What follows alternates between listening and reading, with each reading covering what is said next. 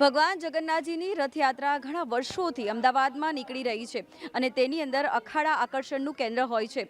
બાળકોથી લઈને યુવા ધન અખાડામાં વિવિધ પ્રકારના કરતબ કરે છે અને આજે નિર્માણ પર્સ કાર્યક્રમ આવી પહોંચ્યું છે અખાડા નંબર 10ની મુલાકાતે. તો ચાલો મારી સાથે યંગસ્ટર અને અખાડાના જે સંચાલક છે તેની આપણે મુલાકાત કરીએ. જય જગન્નાથ. જય જગન્નાથ. શું નામ છે આપનું? દિનેશભાઈ બાબુભાઈ વાઘેલા. દિનેશભાઈ, કેટલા વર્ષોથી તમે અખાડો ચલાવો છો અને અખાડામાં કેટલા યંગસ્ટર જોડાયેલા છે કે બાળકો જોડાયેલા છે અને કેટલા સમયની પ્રેક્ટિસ તમે કરાવો છો? હું અખાડો 1955 સાલથી ચલાવું છું. 1955 સાલથી ચલાવું છું. એની પહેલાં મારા ફાધર બાબુભાઈ ખોડાભાઈ હતા, મોહનભાઈ મણીલાલ હતા. આ બધા અખાડાના એ મેન હતા. 1955 સાલથી ચલાવું છું અને સતત 1 થી 1.5 મહિનાથી પ્રેક્ટિસ કન્ટિન્યુઅસ 2 ટાઈમ સવાર સાંજ પ્રેક્ટિસ લઉં છું. વેટ લિફ્ટિંગ, બોડી બિલ્ડિંગ, તલવારબાજી, બરંડીબાજી, આ બધું જ હું આયોજન કરાવડાવું છું બધા છોકરાઓ. બાળકો પણ તમારી ટીમમાં જોડાય છે, તો બાળકો કેટલા વર્ષના જોડાય છે?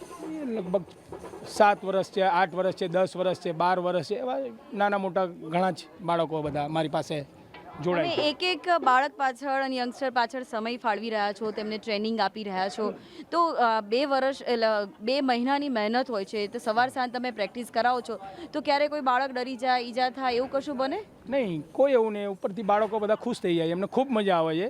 સ્કૂલમાંથી આવીને પછી પ્રેક્ટિસ કરે છે અને બધું ઘણી મજા આવે છે એમની મારી પાસે બધા. કયા કરતબ કરાવો છો? હું તલવારબાજી છે, બરંડીબાજી, લાઠી દાવ છે, વેટ લિફ્ટિંગ, આ બધું કર્તવ્ય બધા હું કરાવું છું બધાને.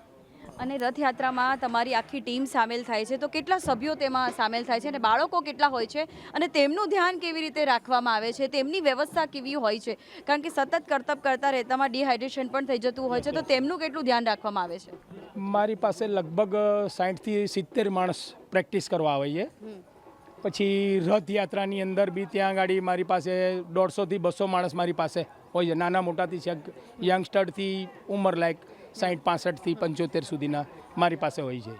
તો એ લોકો મદદરૂપ થાય છે? હા, બધી રીતે મદદરૂપ થાય છે. મારી સાથે ને સાથે રહે છે. જેમ કે જેમ પ્રમાણે મારી પાસે રહી છે બધા.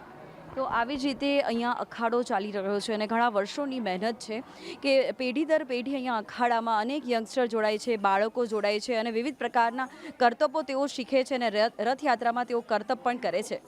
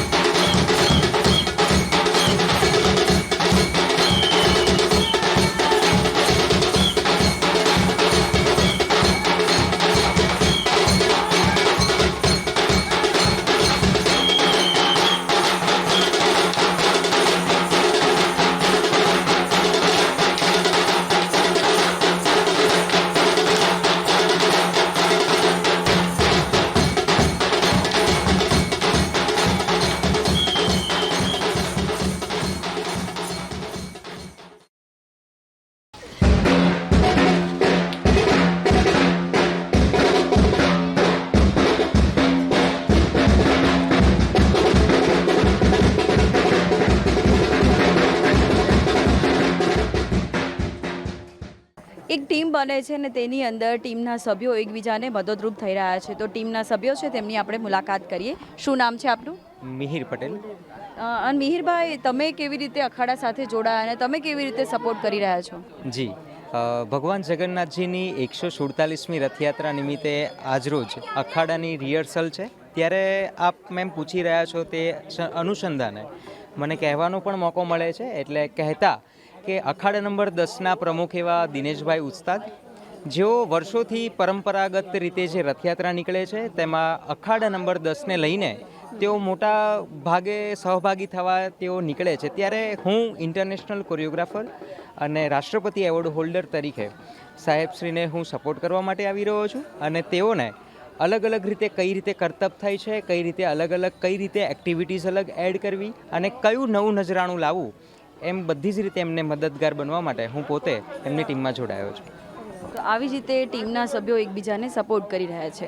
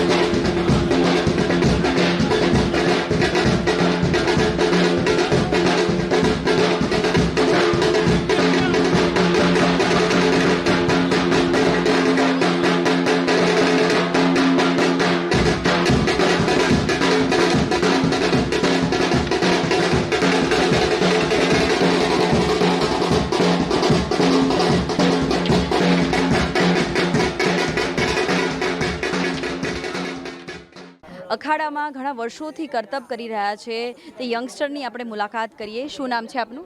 મારું નામ છે હાર્દિક વાઘેલા, હાર્દિકભાઈ જયંતિભાઈ વાઘેલા. હાર્દિકભાઈ, તમે કેટલા વર્ષોથી રથયાત્રામાં જોડાઓ છો અને કયા પ્રકારના કરતબ કરો છો? હું સમજી લો ને મેડમ કે 5 વર્ષનો હતો ત્યારથી રથયાત્રામાં આવું છું. ત્યારથી તો હું બોડી બિલ્ડિંગ તો બતાવતો નહોતો. 5 વર્ષનો હતો ત્યારથી હું ચકડી ફરાવતો હતો, બરંડી ફરાવતો, એમ કરતાં કરતાં ધીરે ધીરે અત્યારે હાલની અંદર હું બોડી બિલ્ડર થઈ ગયો છું. અને કેટલા વાગ્યાથી તમે જોડાતા હોવ છો રથયાત્રામાં અને ક્યાં સુધી તમારે જોડાવાનું થાય છે અને તમને કેવો સપોર્ટ મળી રહે છે તમારી ટીમ તરફથી? રથયાત્રામાં અમે સવારે મોર્નિંગમાં સમજી લો ને કે 5-6 વાગ્યાથી અમારી અહીંયાથી શરૂઆત બધી થઈ જાય છે. 5-6 વાગ્યાથી અમારી શરૂઆત થઈ જાય. હાર બાર બધા ઉસ્તાદના હાર પહેરાવાનું બધી રીતનામાં કમ્પ્લીટ 5-6 વાગ્યાથી શરૂઆત થઈને અમને રથયાત્રામાં ખૂબ ને ખૂબ સપોર્ટ ને ખૂબ અનુભવ અમને મળે છે મેડમ. અને અમારા જે રથયાત્રા અહીંયા આગળ 1955ની સાલથી શરૂ કરવામાં આવ્યા હતા અને સૌ પ્રથમ તેમના ઉસ્તાદ હતા આપણા કે બાબુભાઈ ખોડાભાઈ વાઘેલા અને બીજા ઉસ્તાદ મોહનભાઈ મણીલાલ વાઘેલા. હવે એમના પરથી અમારો અખાડો વારસાગત તરીકે ચાલી રહ્યો છે દિનેશભાઈ બાબુભાઈ વાઘેલા, અને એના પછી આવે છે ચેતનભાઈ ભાનુભાઈ વાઘેલા અને ત્રીજા નંબરમાં આવે છે જયંતિભાઈ મોહનભાઈ વાઘેલા. એટલે પેઢી દર પેઢી રીતે અખાડો ચાલી રહ્યો છે અને રથયાત્રામાં ઘણા વર્ષોથી તમે કરતબ બતાવી રહ્યા છો. તો તમે યંગસ્ટર છો તો સમય ક્યારે ફાળવી લો છો અને કેટલો સમય આપો છો એક્સરસાઇઝ માટે? અમે એક્સરસાઇઝ માટે મેડમ જોબ બી કરીએ છીએ પ્લસ એક્સરસાઇઝ બી કરીએ છીએ. અમુક રથયાત્રા બધી જગ્યા પર ચાલતા હોય તો લોકો 2-3 મહિના પહેલાં પ્રેક્ટિસ ચાલુ કરે. અમારે એવું નહીં હોતું. અમે 4 વર્ષથી હું મહેનત કરું ત્યારે 3 વર્ષથી મેં બોડી બનાવી. 3 વર્ષમાં મેં બોડી બનાવ્યા પછી સમજી લો કે મારું સમજી લો કે શિયાળો હોય કે ઉનાળો હોય કે ચોમાસું હોય દરેક ઋતુમાં આપણી એક્સરસાઇઝ ચાલુ હોય. એક વાતની મેં એના હેબિટ બનાવી લીધી છે. તમે હેલ્થ પર કેટલું ધ્યાન રાખો છો, કેટલું ફોકસ કરો છો કે આજના યંગસ્ટરને બોડી તો બનાવી છે પરંતુ એક્સરસાઇઝ કરવાનું આવે ત્યારે એ સરેન્ડર કરી દે છે, આળસ ચડી જાય છે અને જીમમાં તો જાય છે, એક્સરસાઇઝ કરે છે, પછી સ્કીપ કરવાને કારણે તેની બોડી પર સાઈડ ઇફેક્ટ પણ થતી હોય છે. આ એક્સરસાઇઝ કરવાનું હર કોઈનું કામ નથી. આ એક્સરસાઇઝ બી હર કોઈનું કામ નથી ને એક્સરસાઇઝ કરવા માટે બહુ મહેનત, બહુ એકાગ્રતા અને પ્લસ સમજી લો કે આની અંદર આપણને તાવ શરદી કોઈ બી બીમારી થાય તો કોઈ એક્સરસાઇઝ કરી શકતું નથી. પણ અમે આવામાં તાવમાં બી શરદીમાં બી બીમારીમાં બી એક્સરસાઇઝ અમે કરીએ છીએ. અને એક્સરસાઇઝ કરવાનું આપણું કન્ટિન્યુ ચાલુ હોય બરાબર ત્યાં સુધી તો અમારું એક્સરસાઇઝ કમ્પ્લીટ બોડી હોય. પછી જ્યારે તમે એને કોઈ બી રજા પડી જાય બીમારીમાં ક્યાં તો કંઈ જવાનું હોય ત્યાં ખાલી ગમે તેવી બીમારીમાં જે સ્કીપ થઈ જાય ને એના પછી કોઈ એક્સરસાઇઝ કરવા માંગતું નથી. અને બીજી વસ્તુ કે જે એક્સરસાઇઝ કરનારો માણસ 50ની અંદર બી ઊભો રહેશે ને સૌથી અલગ દેખાશે મેડમ. 500માં બી ઊભો રહેશે ને એને કહી દે કે એક્સરસાઇઝવાળો માણસ છે. એટલે મારું તો એક જ વસ્તુ કહેવું છે કે આજકાલના યંગસ્ટરને તમે ખોટા વ્યસનો કરો છો, ખોટું કરો છો એના કરતાં તમે હેલ્ધી ખાઓ, હેલ્ધી બોડી બનાવો અને હેલ્ધી દેખાઓ. તો આ ભાઈ કહી રહ્યા છે કે યંગસ્ટરે જો એક્સરસાઇઝ શરૂ કરવી હોય તો કન્ટિન્યુટી રાખવી પડે અને તેના માટે વ્યસન છોડવા પડે, પોતાના શરીર પર કામ કરવું પડે, હેલ્થ પર ફોકસ કરીને જે જંક ફૂડ ખાઈ રહ્યા છે તેને પણ એવોઇડ કરવા જોઈએ અને હેલ્ધી ફૂડ ખાવાને કારણે તેમની બોડી ફિટ રહે છે. બીજા પણ યંગસ્ટર જોડાયા છે, તેમની પણ મુલાકાત કરીએ.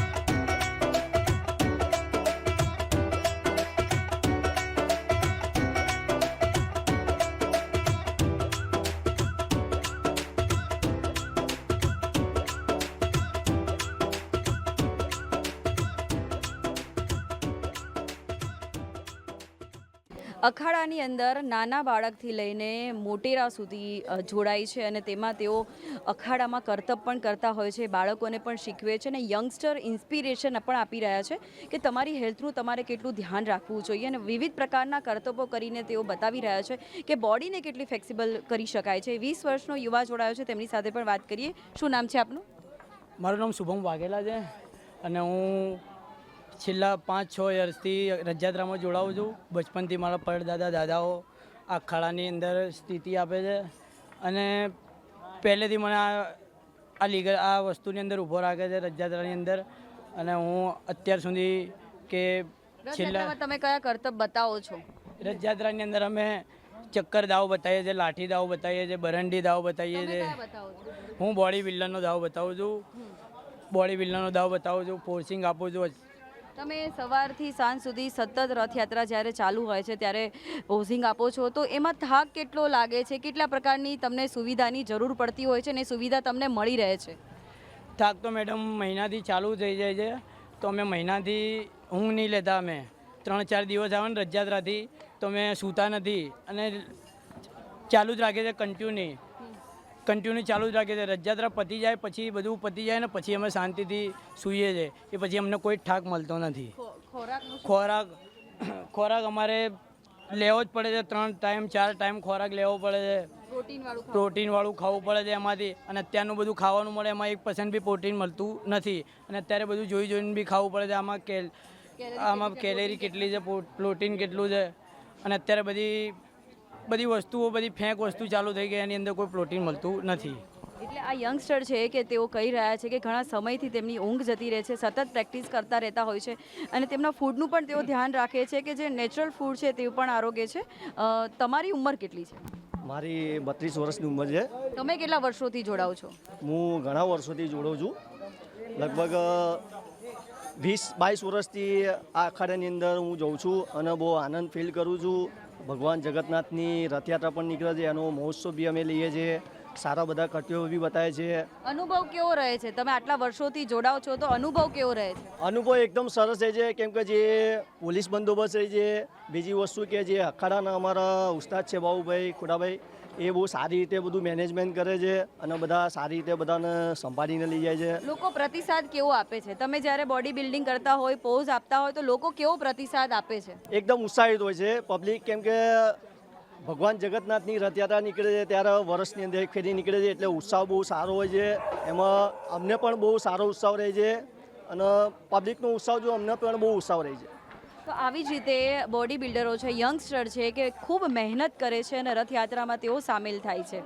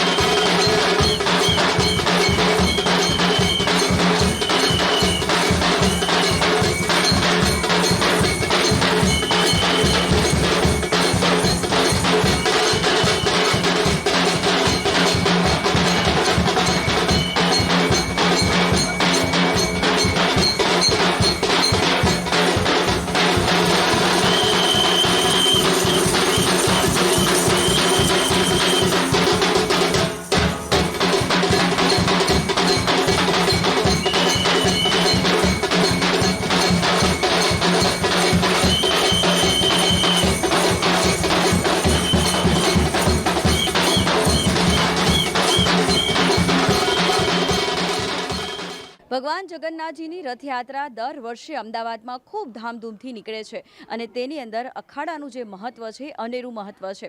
ઘણા વર્ષોથી યંગસ્ટર અખાડામાં મહેનત કરે છે અને ત્યારબાદ વિવિધ કરતબો કરીને ભગવાન જગન્નાથજીની રથયાત્રાને સુશોભિત કરે છે. અને આજે નિર્માણ પર્સ કાર્યક્રમ આવી જ રીતે અખાડામાં આવ્યું હતું અને નાના બાળકથી લઈને મોટેરા સુધી 35 વર્ષના યુવા સુધી અહીંયા અખાડાના કરતબ નિત્ય પ્રેક્ટિસ કરવામાં આવે છે અને ત્યારબાદ કરતબો કરવામાં આવે છે. આવી જ રીતે નિર્માણ પર્સ કાર્યક્રમ રથયાત્રાની ડિટેલ તમારા સુધી લઈને આવશે. હવે તમારી દોસ્ત મિત્રને રજા આપો. જય જગન્નાથ.